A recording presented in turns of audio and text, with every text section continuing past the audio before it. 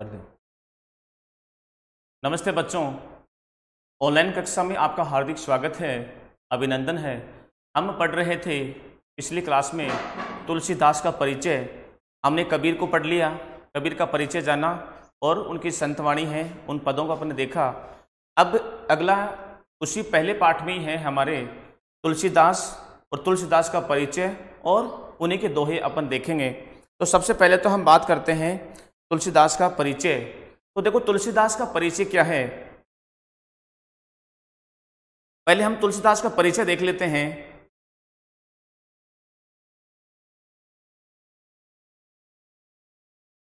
तुलसीदास का परिचय हम देखते हैं। तुलसीदास हैं वो भक्ति काल के कवि माने जाते हैं। तुलसीदास कौन से काल के कवि हैं? तुलसीदास भक्ति काल के कवि हैं और भक्ति काल में कौन सी शाखा के? सगुण भक्ति शाखा के। कौन सी शाखा के? सगुण भक्ति शाखा। यानी भक्ति काल की दो शाखाएं मानी जाती हैं, एक निर्गुण भक्ति और दूसरी है सगुण भक्ति। तो देखो कबीर तो है निर्गुण भक्ति में और ये तुलसीदास है वो कौन सी भक्ति में है? वो सगुण भक्ति में, अर्थात सगुण भक्ति के उपासक हैं। ठीक है, तो तुलसीदास जी का स्थान है वह भक्ति काल में सगुण भक्ति में है। आगे अपन बात करते हैं कि तुलसीदास का जन्म कहाँ हुआ। तुलसीदास का जन्म है वो कल अपने बात करी थी 1532 ईस्वी में। तुलसीदास का जन्म 1532 ईस्वी में और उनकी मृत्यु है वह 1623 ईस्वी में हुई। यानी जन्म तो उनका होता है 1532 ईस्वी में तथा उनकी मृत्यु होती है 1623 ईस्वी में। मैंने आपको बताया कि जब आप ईस्वी और सन में जब आप फर्क करते हैं तो आप 57 वर्ष ईस्वी में जोड़ देंगे तो वो क्या बन जाएगा? विक्रमी संवत बन जाएगा। तो 1532 में जब आप 57 जोड़ेंगे तो देखो कितने बन जाएंगे? 7 और 2 9, 5 3 8 और 1589। तो विक्रमी संवत बन गए 1589। ठीक है, यदि सन की बात करें तो 1532। उसी प्रकार इनकी मृत्यु है 1623। तो 1623 में जब हम 57 अपन प्लस करेंगे तो 7 3 10 0 1 3 5 3 8 1680। तो 1680 ईस्वी में विक्रमी संवत में इनकी मृत्यु हुई थी। तो आप दोनों तरह से आप देख सकते हैं, जन्म एक विक्रमी संवत में और ईस्वी सन में। ठीक है, चलो आगे देखते हैं। आगे अपन बात करते हैं इसमें कि इनकी माता का नाम क्या था और इनके गुरु का नाम क्या था।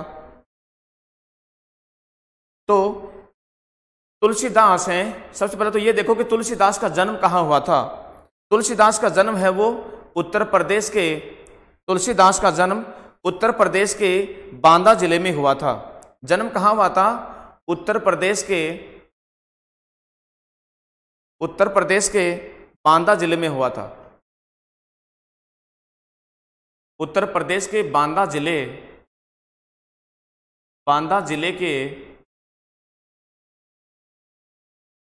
जिले के राजापुर गांव में हुआ था। कहाँ हुआ था? राजापुर गांव में इनका जन्म हुआ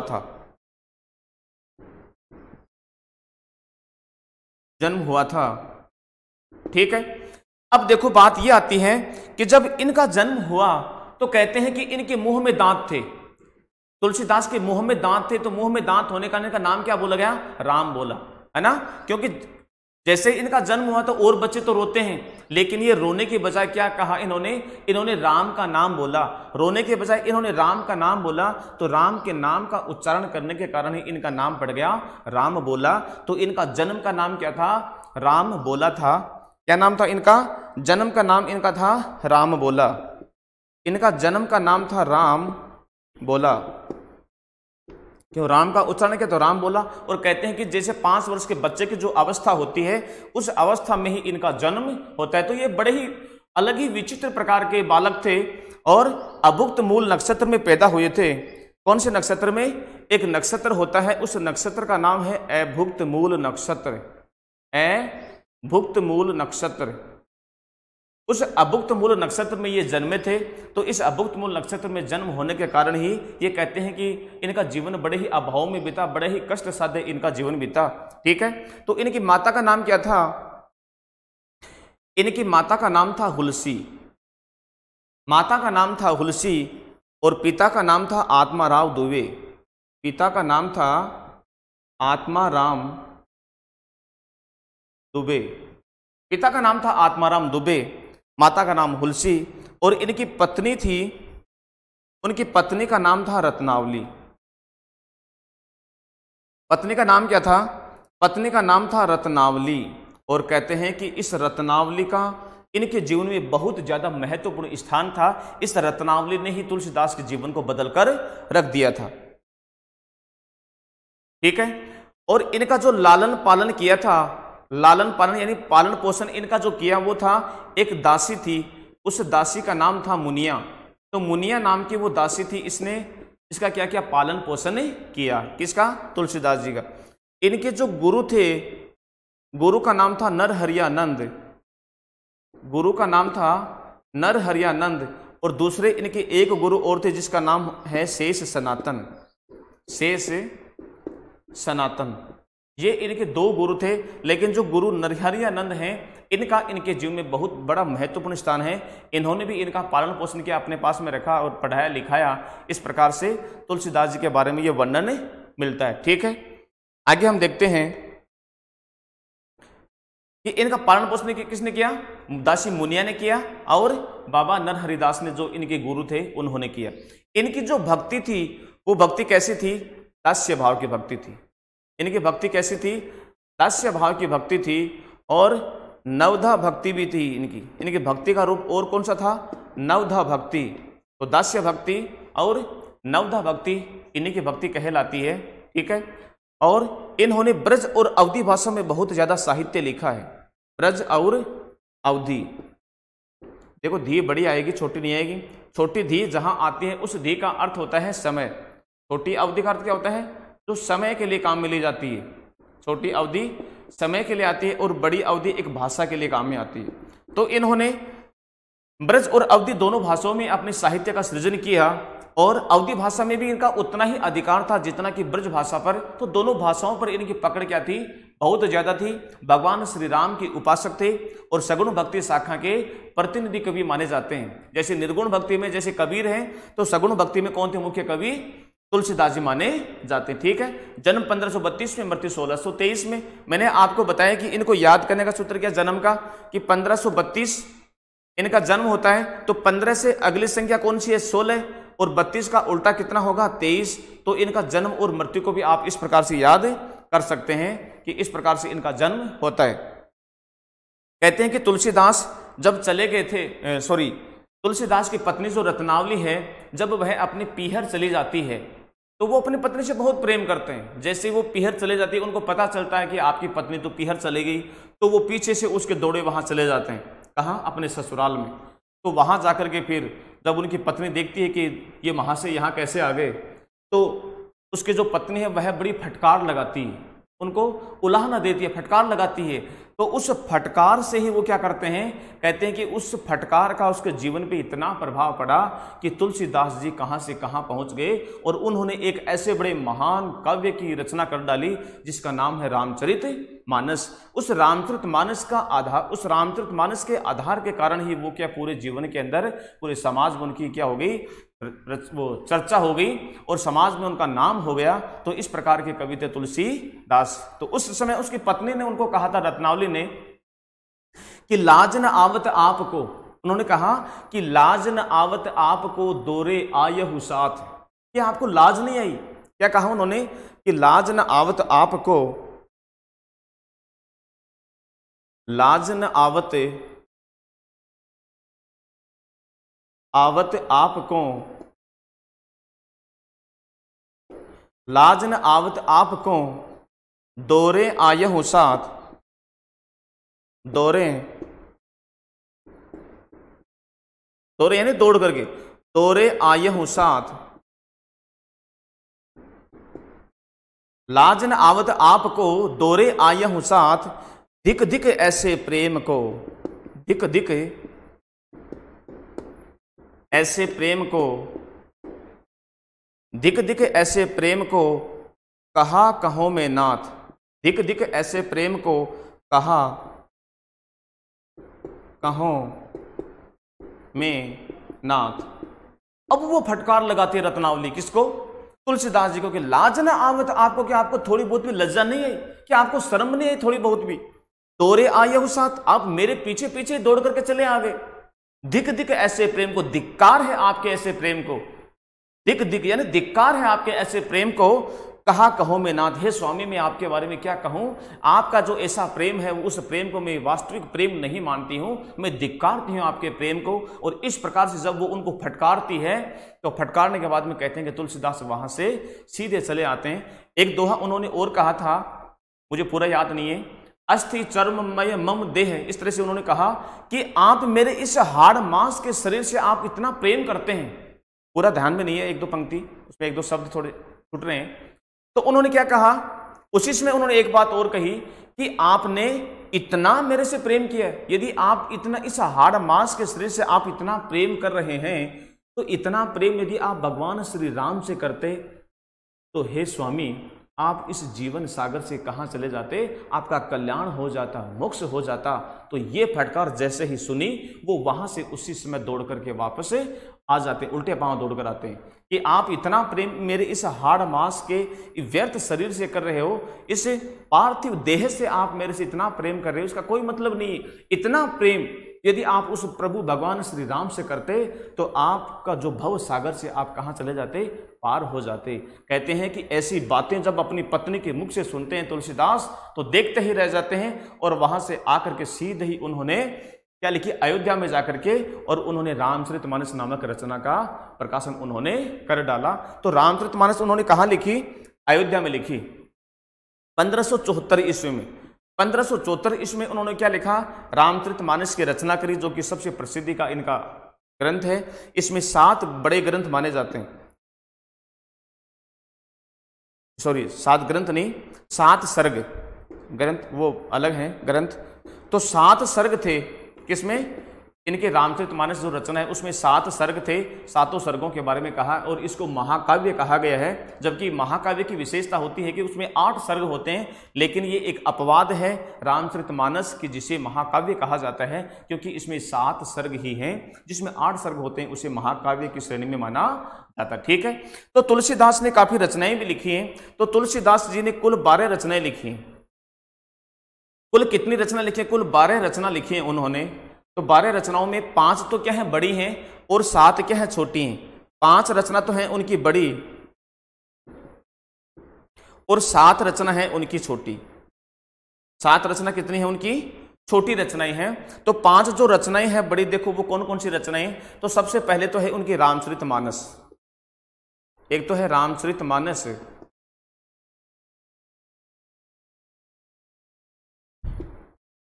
दूसरी है विनय पत्रिका, रामचरितमानस विनय पत्रिका, दोहावली, गीतावली, दोहावली, गीतावली और कृष्ण गीतावली। ये इस प्रकार से कितनी रचनाएं, ये 5 रचनाएं इनकी बड़ी हैं और बाकी जो 7 और रचना बच जाती हैं वो रचनाएं कौन सी हैं, इनकी छोटी रचनाएं हैं। जैसे रामाज्ञा प्रश्नावली,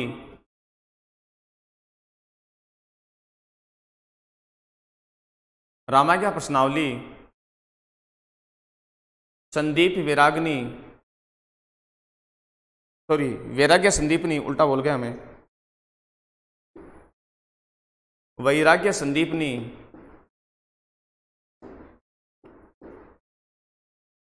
रामलला नहछू,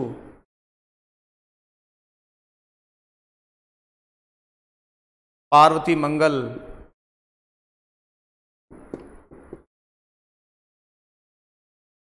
जानकी मंगल,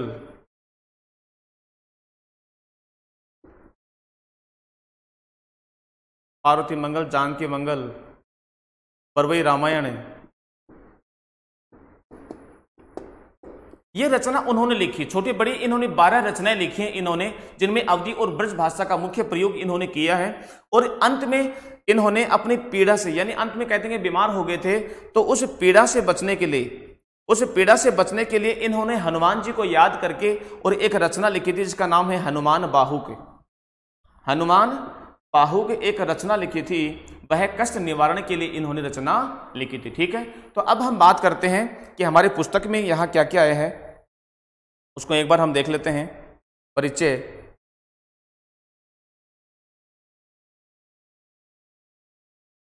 तो देखो उत्तर प्रदेश के बांदा जिले के राजापुर गांव में किनका जन्म हुआ था? तुलसीदास का। देख लिया यहाँ पर एक बार, वैसे तो मैंने आपको बता दिया लेकिन पुस्तक में जैसा दे रखा है एक बार देख लेते हैं हल्का सा। तो जन्म 1532 में और मृत्यु इनकी 1623 में। उत्तर प्रदेश के बांदा जिले के राजापुर में इनका जन्म होता है। तुलसीदास का बचपन अत्यंत कठिनाइयों में बीता। कष्टों के दौर से गुजरकर उन्होंने गुरु नरहरियानंद व शेष सनातन से शिक्षा ग्रहण की। वे अपनी पत्नी रत्नावली से अति स्नेह रखते थे, लेकिन एक दिन रत्नावली द्वारा उत्प्रेरित, यानी उनको प्रेरित किया, जो मैंने आपको बताए दोहे, वो उत्प्रेरित किए जाने पर उनके हृदय में राम प्रेम जागृत हो गया। किसके कहने पर जागृत हुआ? उनकी पत्नी रत्नावली के कहने पर। तुलसीदास ने अवधी तथा ब्रज भाषा में कई ग्रंथों की रचना की है। रामचरितमानस उनकी कीर्ति यानी यश, उनकी प्रसिद्धि का आधार ग्रंथ है। अन्य प्रसिद्ध ग्रंथों में विनय पत्रिका, कवितावली, दोहावली, गीतावली, कृष्ण गीतावली, बरवई रामायण तथा रामलला नहचू प्रमुख रचनाएं हैं। ठीक है, तो ये जो इनकी रचनाएं हैं, ये रचनाएं क्या प्रमुख रचनाएं हैं। आगे देखो, तुलसी के काव्य में समन्वय की भावना सर्वोपरि। मुख्य बात ध्यान रखना, ये जो बात है, यानी तुलसीदास कैसे कवि हैं? समन्वय के कवि माने जाते हैं। उन्होंने अपनी रचनाओं के माध्यम से आदर्श समाज की जो कल्पना प्रस्तुत की है, वह कभी अप्रासंगिक नहीं हो सकती, यानी बिना प्रसंग के तो उन्होंने कोई बात कही ही नहीं है। तुलसी का काव्य भारतीय समाज का आदर्श पथ प्रदर्शक है। प्रदर्शक यानी पथ को दिखाने वाला, रास्ते को दिखाने वाला कि किस प्रकार से हमें समाज के अंदर रह करके काम करना चाहिए। पुस्तक में संग्रहित यानी एकत्र तुलसी के दोहे मानवता की सीख देते हैं। किसकी सीख देते हैं? मानवता की। काम, क्रोध आदि दुर्गुणों से दूर रहना चाहिए। मानव जीवन की सार्थकता परमार्थ में है। परमार्थ किसे कहते हैं? दूसरों की सेवा करना। मनुष्य अच्छी संगत से अच्छा व बुरी संगत से बुरा बन जाता है। सबसे हिल मिलकर चलना चाहिए। व्यक्ति जैसी संगत में रहेगा वैसा ही व्यक्ति बन जाता है। वक्त प्रतिकूल हो यानी अपने अनुकूल नहीं हो, अपने अनुसार नहीं हो, जैसा हम चाहते हैं वैसा नहीं हो, तो मौन रहना श्रेष्ठकर है। जब समय हमारे समान नहीं हो, जैसा हम चाहते हैं वैसा नहीं होता है, तो व्यक्ति का चुप रहना ही क्या श्रेष्ठ माना जाता है।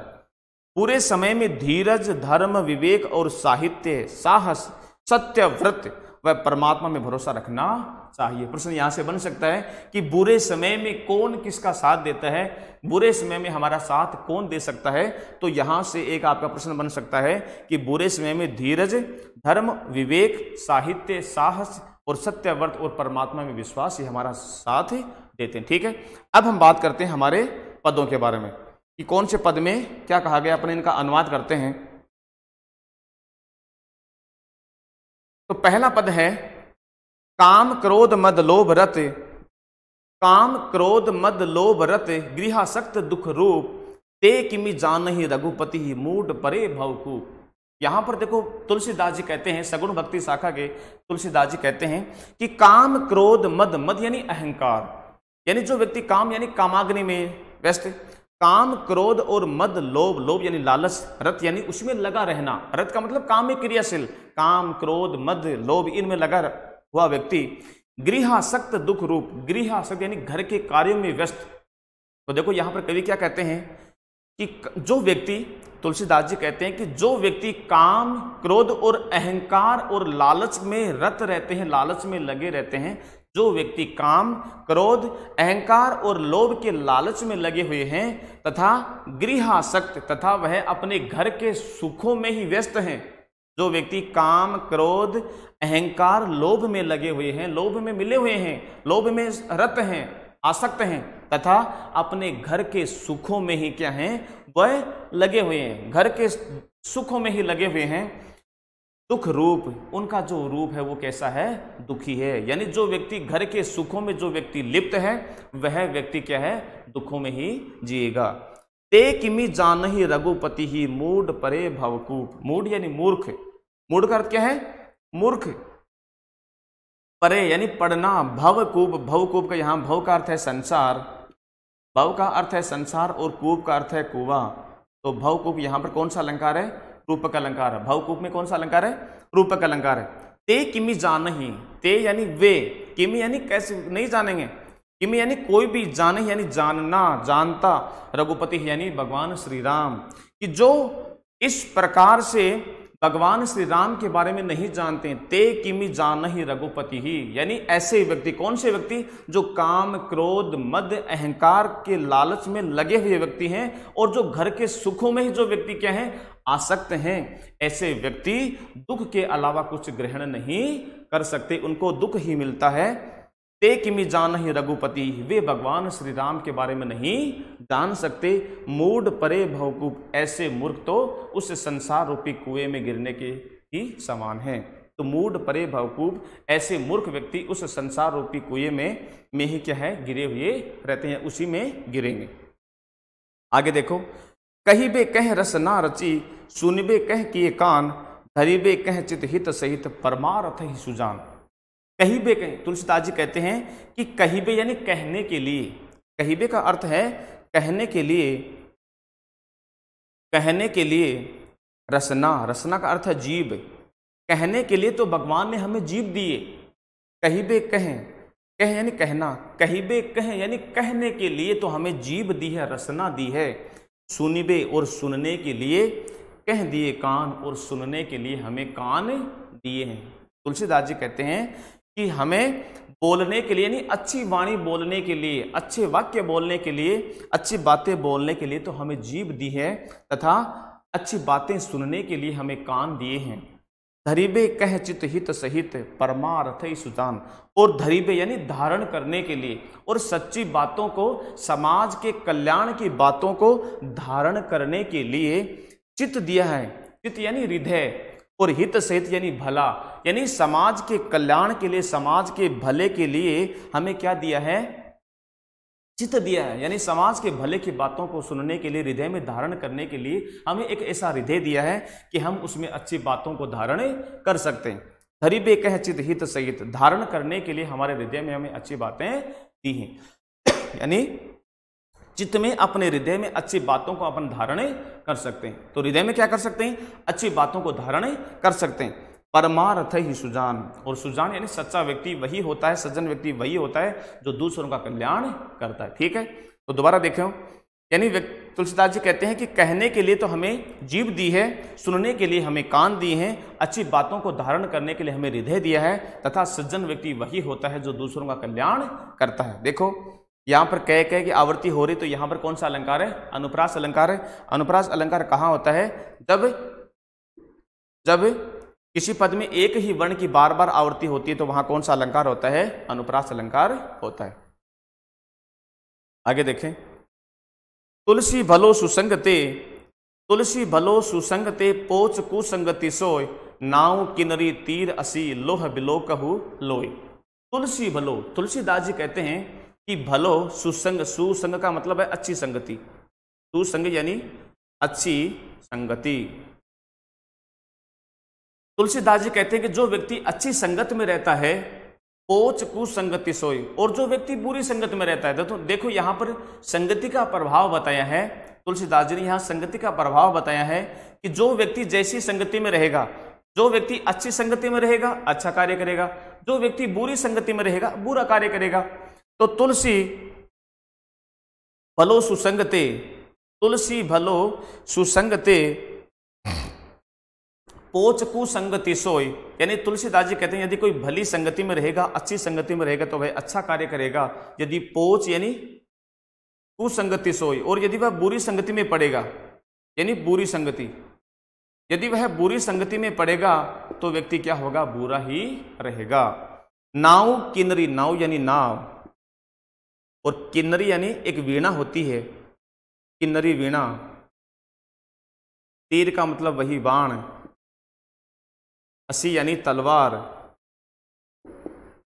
लोह यानी लोहा, बिलोको यानी देखना,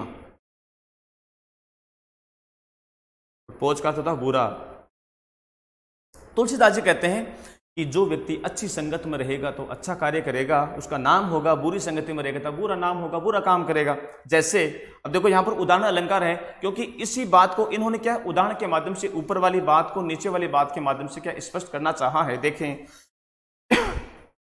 नाउ किन्नरी तीर असी, यानी जिस प्रकार से नाव और किन्नरी वीणा, यानी नाव और किन्नरी वीणा का जब निर्माण किया जाता है, लोह, यानी देखो यहां पर पहले इस बात को देखना, आगे वाले पद में लोह का अर्थ है लोहा, यानी लोह बिलो कहू लोई, यानी जब लोहे से, यानी जब लोहे से नाव और किन्नरी वीणा बनाई जाती है, जब लोहे से नाव और किन्नरी वीणा बनाई जाती है तो उनकी क्या की जाती है, उनकी प्रशंसा की जाती है कि वाह क्या बनाए हैं, वाह क्या नाव है, क्या किन्नरी वीणा है।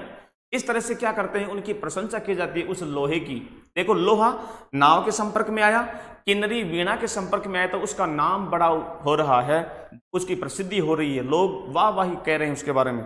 और जब उसी लोहे से तीर यानी बाण और तलवार बनती है तो उसी लोहे को क्या कहते हैं, बुरी नजर से देखते हैं और उसकी कोई वाह वाही कोई प्रसिद्ध नहीं करता है। तो देखो लोहा जैसी संगत में है, यानी नाव और किन्नरी वीणा के संपर्क में है तो उसकी वाह वाही हुई, उसको बड़ा ही अच्छा माना, उसकी संगति अच्छी व्यक्ति के साथ है तो उसका अच्छा नाम हुआ, और जब बुरी संगति के साथ है तो उसका बुरा नाम हुआ, यानी उसको प्रसिद्धि नहीं मिलती है।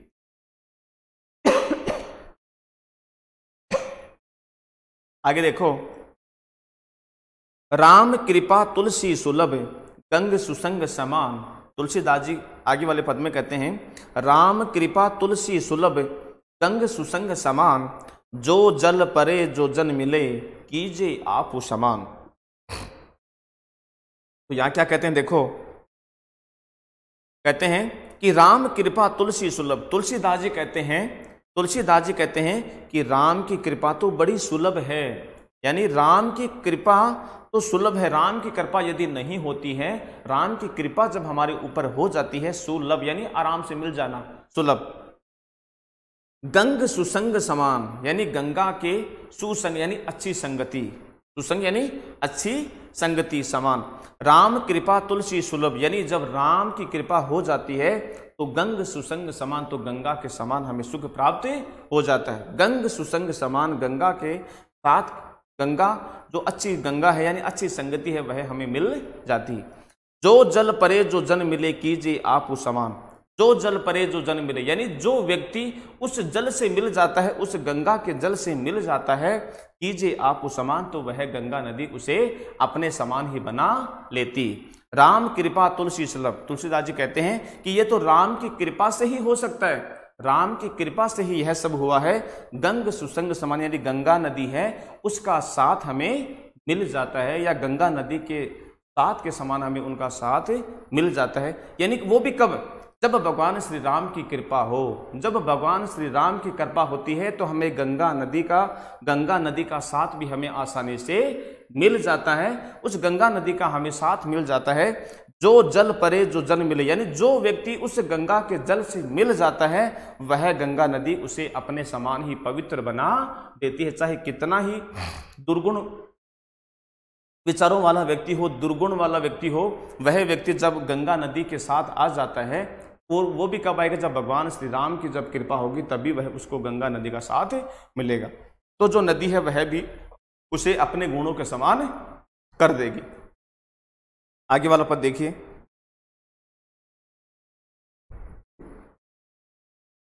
तुलसी या संसार में भांति भांति के लोग, तुलसी या संसार में भांति भांति के लोग, सब सो हिल मिल चालिए नदी नाव संयोग।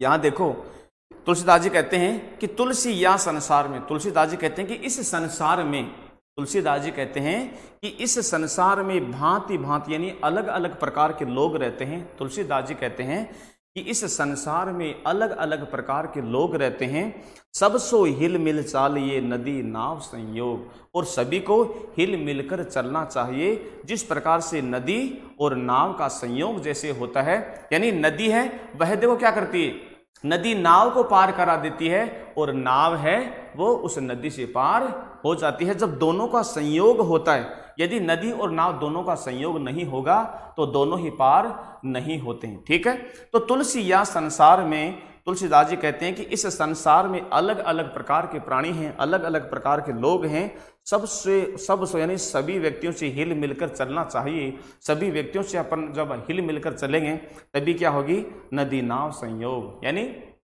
नदी के अंदर जिस प्रकार से नाव के ऊपर देखो अलग अलग प्रकार के व्यक्ति बैठकर जाते हैं, नहीं जाते क्या? नाव होती है, उस नाव में अलग अलग प्रकार के व्यक्ति होते हैं और जब वो एक साथ बैठते हैं तो सभी का विचार एक जैसे होते हैं और जैसे ही उनका जो किनारा आता है, उनका जो लक्ष्य आता है, वो वहां पर सारे उतर कर वहां से चले जाते हैं। तो कवि कहते हैं कि इस संसार में सभी को अलग अलग जो विचारों वाले व्यक्ति हैं, यदि वो अलग अलग विचार रखते हैं, लेकिन जब वो यदि वो एक साथ हिल मिलकर चलेंगे तभी उनका क्या होगा? संयोग होगा, तभी वह इस भवसागर से पार कर सकते हैं। तो तुलसी या संसार में, तुलसीदास जी कहते हैं कि इस संसार में अलग अलग प्रकार के लोग हैं, अलग अलग व्यवहार के लोग हैं, लेकिन यदि वो सबसे हिल मिलकर चलेंगे, जिस प्रकार से नदी और नाव का जैसे संयोग होता है, नदी नाव के संयोग के समान यदि वो हिल मिलकर चलेंगे तो वह अपने लक्ष्य की प्राप्ति कर सकते हैं। अगला है, तुलसी पावस के समय धरी कोकिलन मौन, अब तो दादुर बोली है हमें पूछी है कौन। अब देखो यहां कौन क्या कह रहा है, यहां पर वाणी का महत्व बता रहे हैं। इसका यहां पर वाणी के महत्व के बारे में बताने की, यहां पर देखो समय, जिस व्यक्ति का जैसा समय है उस समय के अनुसार व्यक्ति को रहना चाहिए। तुलसीदास जी कहते हैं पावस यानी वर्षा ऋतु। पावस का अर्थ क्या है? वर्षा ऋतु। तो तुलसी पावस के समय धरी कोकिलन मौन। तुलसीदास जी कहते हैं कि वर्षा ऋतु के समय जो कोकिलन है यानी जो कोयल है, वो कोयल क्या होती है? मौन रहती है। तुलसीदास जी कहते हैं कि जब वर्षा ऋतु का समय होता है तो चारों तरफ पानी ही पानी होता है और उस पानी में क्या होते हैं? फिर वहां पर बहुत सारे मेंढक ही मेंढक हो जाते हैं और मेंढक ही मेंढक हो जाते हैं। उस समय कोयल है वह चुप हो जाती है, बोलती नहीं है। यहाँ पर कोयल का मतलब है जो श्रेष्ठ व्यक्ति होते हैं, जो व्यक्ति श्रेष्ठ व्यक्ति होते हैं उनके लिए आया है। तुलसी पावस के समय धरी कोकिलन मौन। तुलसीदास जी कहते हैं कि वर्षा ऋतु के समय जो कोयल है वह चुप रहती है। अब तो दादुर बोली है हमें पूछित है कौन। अब वो कहते हैं कि अब तो क्या है? दादुर। दादुर यानी मेंढक। दादुर का अर्थ क्या है? मेंढक है। अब वो कोयल कहते हैं कि अब तो दादुर बोली है, यानी अब तो क्या है? जो निकृष्ट श्रेणी के जो व्यक्ति हैं वो व्यक्ति बोलेंगे। अब तो दादुर बोली है, अब तो मेंढक बोलेंगे, अब तो मेंढक बोलेंगे हमें पूछी है कौन, हमें कौन पूछने वाला है। तो ध्यान देना कि जहां पर इस प्रकार की बातें, जहां मूर्ख व्यक्ति जहां आ जाते हैं, वहां पर जो व्यक्ति श्रेष्ठ किस्म का जो व्यक्ति होता है उस व्यक्ति को वहां पर आ जाना चाहिए। अगला पद है, तो समय को देखते रहना चाहिए, उस समय के अनुसार ही व्यक्ति को वहां रहना चाहिए। क्यों? क्योंकि समय के अनुसार व्यक्ति नहीं रहेगा तो वह परेशान होगा, इसलिए कोयल वहां पर बोलना पसंद नहीं करती। ठीक है, आगे वाले पद में देखते हैं अपन।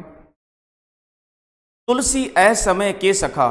तुलसीदास जी कहते हैं कि असमय, ए का अर्थ क्या होता है? बुरा, यानी बुरे समय के समय। तुलसीदास जी कहते हैं कि जब व्यक्ति का समय बुरा होता है तो देखो क्या करना चाहिए। तुलसी असमय के सखा, सखा यानी मित्र। तुलसीदास जी कहते हैं कि बुरे समय के जो मित्र होते हैं वो कौन होते हैं? धीरज धर्म विवेक। देखो धै धै की आवृत्ति होती है तो अलंकार कौन सा है? अनुप्रास। अलंकार कौन सा है? अनुप्रास अलंकार है।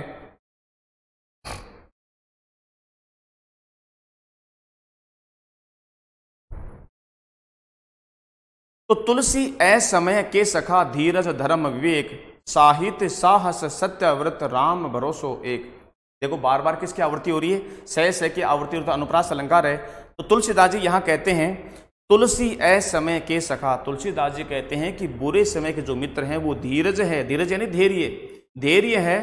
धर्म, धैर्यम यानी धर्म, धैर्य है, धर्म है। और विवेक, विवेक अर्थ है विवेक। विवेक अर्थ क्या है? विवेक। साहित्य यानी साहित्य, साहित्य का अर्थ है साहित्य। साहस यानी साहस। सत्यव्रत यानी सच्चे वचन। राम भरोसो एक, और राम पर भरोसा करना। तो ये सारी चीजें क्या हैं? आपके बुरे समय के मित्र हैं। तुलसीदास जी क्या कहते हैं? दोबारा देखना, तुलसी असमय के सखा। तुलसीदास जी कहते हैं कि हे मनुष्य, आपके बुरे समय के जो साथी हैं वो कौन कौन हैं? धीरज, धैर्य, धैर्य, धर्म, विवेक, साहित्य, साहस और सत्यव्रत, यही आपके बुरे समय के साथी हैं। और साथ में क्या? राम भरोसो एक, भगवान श्री राम पर भरोसा करना। यही सारे के सारे क्या हैं? आपके बुरे समय के साथी हैं। ठीक है, तो आपको इन चीजों का भावार्थ तो आपको देखना ही है। इनके साथ में आप क्या करेंगे? जो प्रसंग और जो व्याख्या आती है अपनी, उस वो भी आपको देखना। तो प्रसंग देखना है। एक तो आपको क्या देखना है? प्रसंग। प्रसंग में आपको क्या देखना? पुस्तक का नाम, पुस्तक का नाम आ जाएगा और उस कवि का नाम आएगा तथा उस शीर्षक का नाम आएगा। जैसे हमारी पुस्तक का नाम है सृजना, तो सृजना पुस्तक का नाम अपन लिखेंगे कि प्रस्तुत गद्यांश, क्योंकि ये सारे के सारे गद्य भाग हैं, तो आपको गद्यांश लिखना है कि प्रस्तुत गद्यांश हमारी पाठ्य पुस्तक सृजना के, फिर संत वाणी, उसका नाम, शीर्षक का नाम आ जाएगा संत वाणी तुलसीदास से अवतरित है। इसमें यह कहना चाहता है, जो भी पद है उस पद के अनुसार हमें कह देंगे, व्याख्या है उसमें उसका भावार्थ लिख देंगे, विशेष में अपन अलंकार है या फिर कुछ और है, उन सब चीजों को हम लिख देंगे। ठीक है, तो आज की कक्षा में हमने क्या पढ़ा, तुलसीदास का परिचय और तुलसीदास के जो पद हैं संत वाणी में हमने उनको देखा। कल हम पढ़ेंगे कृपाराम जी खिड़िया का परिचय पढ़ेंगे और उसका जो पद है उन पदों के बारे में अपन जानकारी करेंगे, उनका पद का अनुवाद करेंगे। ठीक है, तो आज की कक्षा में इतना ही।